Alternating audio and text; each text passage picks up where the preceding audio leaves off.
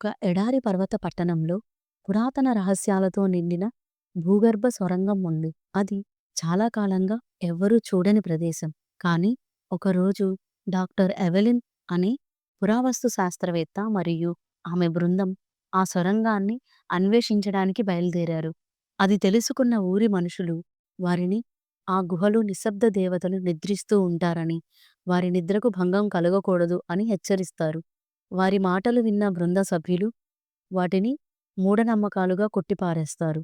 బృందం లోపలికి వెళ్ళిన తరువాత అద్భుతమైన పురాతన చిత్రాలు, రహస్యమైన సంకేతాలు వారికి కనిపిస్తాయి. కానీ అదే సమయంలో వారికి అనుకోని భయానక అనుభవాలు ఎదురవుతాయి. గోడల మధ్య నుంచి గుసగుసలు వినిపించడం మొదలవుతుంది. నీడలు అటూ ఇటూ కదులుతున్నట్లుగా, ఇంకా ఎవరో వారిని చూస్తున్నట్లుగా వారికి అనిపిస్తుంది. గుహలో లోతుకు వెళ్ళే కొద్దీ వాళ్లకు గోడల మీద విచిత్రమైన బొమ్మలు కనిపిస్తాయి. అందులో ప్రజలు వారి నోళ్లు కుట్టినట్లుగా ఉంటారు. వారందరూ ఒక పెద్ద ముఖం లేని విగ్రహం ముందు మోకరిల్లుతున్నట్లుగా ఉంటారు. అక్కడి గోడలు ఎప్పుడు ఎలా మారిపోతున్నాయో ఎవ్వరికీ అర్థం కాదు. ఆ గుహ యొక్క సొరంగాలు సజీవంగా ఉన్నట్లుగా వారికి అనిపిస్తుంది. ఇంతలో బృందంలోని అలాన్ అనే శాస్త్రవేత్త గుసగుసల ప్రభావానికి లోనవుతాడు. నిశ్శబ్దాన్ని తెరవాలి, నిశ్శబ్దంలో దాగి ఉన్న రహస్యాన్ని బయటకు తీయాలి అని అతను మాట్లాడుతూ చీకటిలోకి వెళ్తాడు. బృందం సభ్యులు అతడిని వెతుకుతూ ఉంటారు. ఇంతలో అతడు కనిపిస్తాడు. కానీ అతడి నోరు కుట్టివేయబడినట్లుగా ఉంటుంది. కానీ అతను ఇంకా బ్రతికే ఉంటాడు. భయంతో తన పెద్ద పెద్ద కళ్ళతో చూస్తూ ఉంటాడు. ఎవెలిన్ గోడల మీద ఉన్న సంకేతాలను చదవగా ఒక భయంకరమైన నిజం తెలుస్తుంది. ప్రాచీన రక్షకులు అంటే కేవలం విగ్రహాలు కాదు, వారు శాపానికి గురైన ఆత్మలు. వారి పని నిషేధిత రహస్యాలను బయటికి రాకుండా కాపాడడం. బృందంలోని ప్రతి ఒక్కరూ ఒక్కొక్కరుగా తప్పిపోతూ ఉంటారు.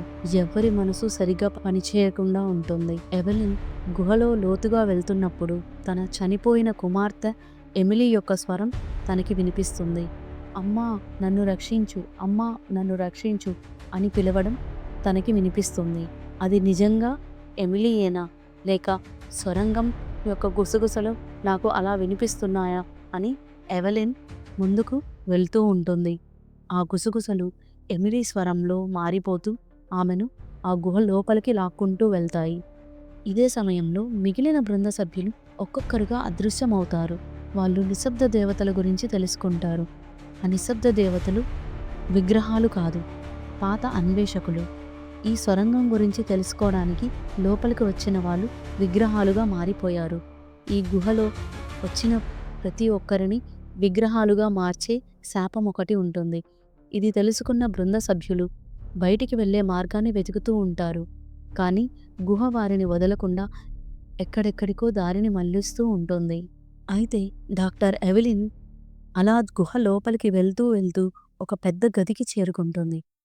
అక్కడ ఒక పెద్ద నల్లటి విగ్రహం ఉంటుంది. అది ఒక్క మాట కూడా మాట్లాడలేదు. కానీ ఒక నిశ్శబ్దమైన భయం ఆ గదిని కమ్మేసింది. చుట్టూ పురాతన కళాఖండాలు, గ్రంథాలు ఉన్నాయి. అలానే గోడలపై ప్రాచీన భాషలలో కొన్ని లిపులు కూడా ఉంటాయి. అలానే నిశ్శబ్ద దేవతలు వారి ప్రాణాన్ని అర్పించి ఛేదిత రహస్యాలను రక్షించడానికి వీరు ఇక్కడే బంధించబడ్డారు అని గోడల మీద రాసి ఉన్న పురాతన లిపులలో ఉంటుంది. ఎవెలిన్ గ్రంథం తీయగానే ఈ గది కేవలం ఒక పాత స్థలం కాదు, ఇది ఇంకొక రహస్యమైన ప్రపంచానికి ద్వారం. నిశ్శబ్ద దేవతలు ఆ ద్వారాన్ని కాపాడుతూ ఉంటారు అని తెలుసుకుంటుంది. అక్కడ ఉన్న నల్లటి విగ్రహం కేవలం కట్టిపడేసే శిల కాదు, అది చాలా కాలంగా భయంకరమైన రహస్యాన్ని దాచిపెడుతూ ఉంటుంది. ఎవ్వరూ ఆ రహస్యాన్ని బయటికి తీయకూడదు. కానీ ఎవెలిన్ గ్రంథాన్ని చదవగానే అది లాక్ను విప్పినట్టుగా అవుతుంది. ఆమె తెలియకుండానే ఆ ద్వారం తెరవడానికి కావలసిన మంత్రాన్ని చదివేస్తుంది. బృందంలో ఎవ్వరూ మిగలలేదు.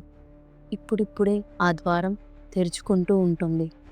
నల్లటి విగ్రహం నుంచి పొగలాగా నీడలు పొంగి రావడం మొదలైంది. అవి తేలికగా కనిపించినా వాటిలో అసలు భయంకరమైన శక్తి ఉంటుంది. అవి తేలికగా కనిపించినా వాటిలో భయంకరమైన శక్తి దాగి ఉంటుంది. అవి ఆకారాన్ని మార్చుకుంటూ ఎవెలిన్ని చుట్టుముడుతూ ఉంటాయి. ఇప్పుడు సొరంగం నిజంగానే మేల్కొంటుంది. ఇప్పుడు ఎవెలిన్‌కి 2 ఆప్షన్స్ మాత్రమే ఉన్నాయి. ఒకటి, గుహను శాశ్వతంగా మూసివేయడం. కానీ దీనికోసం ఆమె తన ప్రాణాలను త్యాగం చేయాల్సి ఉంటుంది. 2, అక్కడ దాగి ఉన్న రహస్యాన్ని బయటకి విడుదల చేయడం. అంటే నిశ్శబ్ద దేవతలను మేల్కొల్పి ప్రపంచం మొత్తానికి నిషేధిత రహస్యం యొక్క జ్ఞానాన్ని అందించడం. కానీ అలా చేస్తే అపారమైన భయంకరమైన అపాయాలు వస్తాయి. ఎన్నో అరాచకాలకు దారితీస్తుంది. ఎవెలిన్ ప్రపంచాన్ని రక్షించడానికి తన ప్రాణాన్ని త్యాగం చేయాలని నిర్ణయించుకుంటుంది.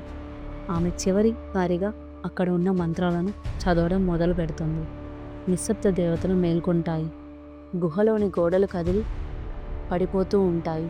ఆమె చివరిసారిగా ఎమిలీ స్వరాన్ని వింటుంది. అమ్మ, నువ్వు నిజంగా ఓ ధైర్యవంతురాలివి అని. గుహ శాశ్వతంగా కూలిపోతుంది.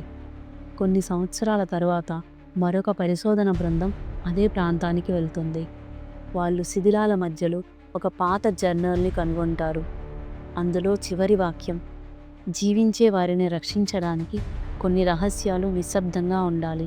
నన్ను క్షమించు ఎమిలీ అని ఆ జర్నల్లో రాసి ఉంటుంది. ఇప్పుడు మళ్ళీ ఆ గుసగుసలు వినిపించడం మొదలవుతుంది.